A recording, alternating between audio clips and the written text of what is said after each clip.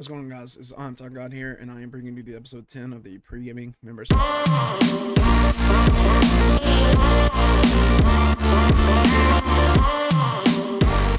made you realize pre-gaming was a place for you? I've been around pre for about a year now, and ever since I've been around them, I've learned to get to know each and every member, whether they're not here any longer or they still are. Pre has always been a family to me, even after I've left twice.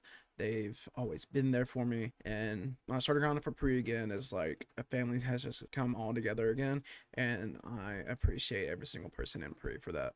Are you into any sports? What sports? What teams? As everybody knows, I'm a very big Atlanta sports fan, whether that be the Falcons, Hawks, University of Georgia, the Braves. I'm a very big Georgia sports fan. I've always supported them. My granddad was a really big Falcons fan, Atlanta sports fan, period. But he really cheered on the Falcons every Sunday. And so I'm just carrying on the family tradition, essentially just being, a Georgia sports fan all the way. Question 3, when did you start streaming and why did you start streaming?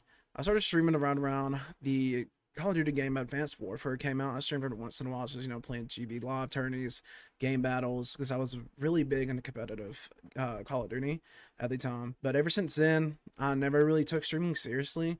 I've always watched streamers like Scump, Nate Shot, Imbos, whenever he was a pro. I've always watched him and always looked up to them. And I was like, I would really want to do this someday, but I just never took that leap of faith. What are your favorite memories involving pre-gaming? I can really name off 2 right off the top of my head. Whenever I hosted the pre-ladies night on the pre-gaming Twitch, that night was without a doubt one of the best nights I've had inside of pre. Hosting something on my own, having the owner's trust, having the members' trust to host that night was amazing. And then the Warzone tourney with me, Olaf, Plug, and Jake, we had an amazing time. That tourney took like 4 to 5 hours. It was a really long time. Is there a spot in your hometown that you love to get food from? There's a pizza restaurant in my hometown actually called Hometown, and they have the best buffalo chicken pizza that I've ever tasted in a day in my life. It is to die for. Question 6, what was the first game you remember streaming a whole lot? The first game was really Advanced Warfare, but whenever I took streaming more seriously this past year, it was without a doubt NBA 2K20. Anybody that, was in my stream that's like, oh, Taco's playing 2K again. That was before I got into Apex. Right now, I would definitely say Apex Legends is my go-to game for streaming wise. Question 7, what are you streaming a whole bunch now? I was really big into Warzone for a couple weeks, but then I lost my PlayStation account, so now I'm just vibing on Apex Legends because it's always my go-to game at the end of the day. It's always a game I'll always love and enjoy. Question 8, what is your top thing on your bucket list that you would love to knock out? I would love to go to Iceland or Fiji. I've watched a lot of documentaries on Iceland. I've watched travel vlogs on Iceland and Fiji both. Iceland would definitely be my number 1 pick right now.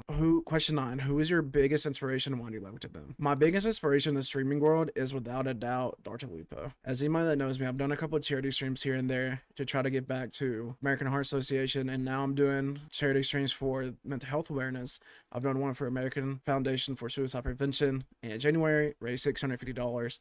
I'm doing another one soon for I Don't Mind, and I have 2 more planned for us this year because I just look up to Dr. Lupo because he always does his St. Jude's charity streams, and that's just something I've always admired about him. So Dr. Lupo would definitely be my biggest inspiration. Where did the name Tinko, I Am a Taco God, come from?